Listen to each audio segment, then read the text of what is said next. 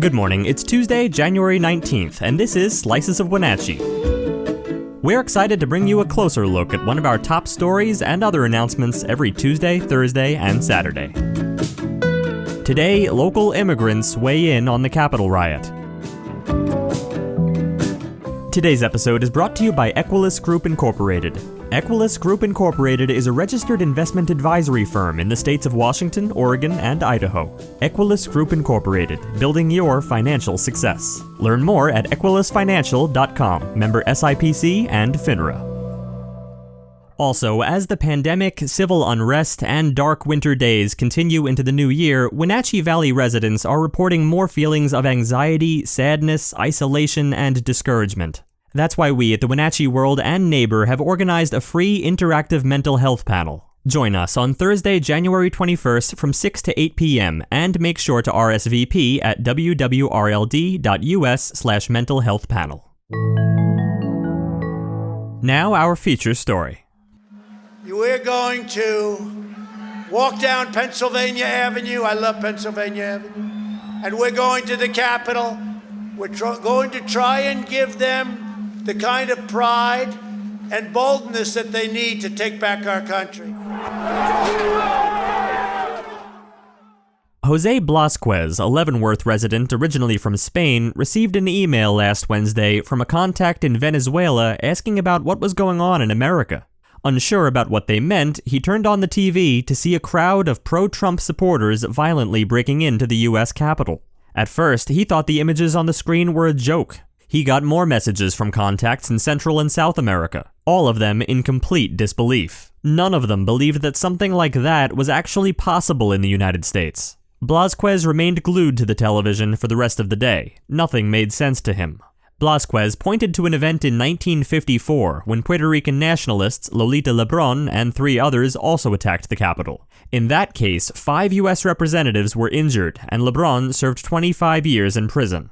Police hurried to America's House of Representatives in Washington following an attack by 3 Puerto Ricans, including Rafael Miranda, who fired on the senators in the chamber. Fellow gunman Andres Condero and the woman member of the trio Lolita Lebron are hustled away from the menacing crowd. But will anyone involved in last week's riot serve a similar sentence? Blasquez doesn't think so.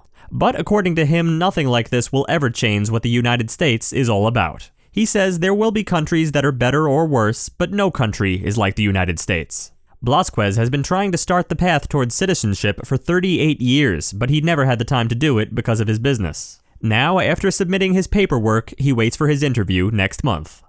Silvestre Sanchez is a Wenatchee resident originally from Mexico. Sanchez thought the events at the Capitol last week were saddening. He became a citizen during the COVID-19 pandemic last year. Now that he is included as part of the American people, he says he feels sadness and even some shame over the violence at the Capitol. He said the country needs to be careful about who is elected as leader. As a new citizen, he voted for Joe Biden. Now he hopes to see a path to citizenship for undocumented immigrants living in this country. Elizabeth Morales, who was born in Mexico, was sworn in as a citizen last year. Although she was horrified over the events at the Capitol, she is proud to be an American.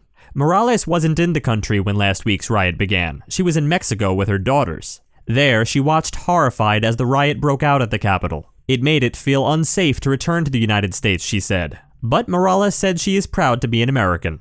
In her opinion, people who do these things are not okay. But for the rest of us, we know what we want and who we voted for peace and for something really worth changing. I'll never be ashamed about that.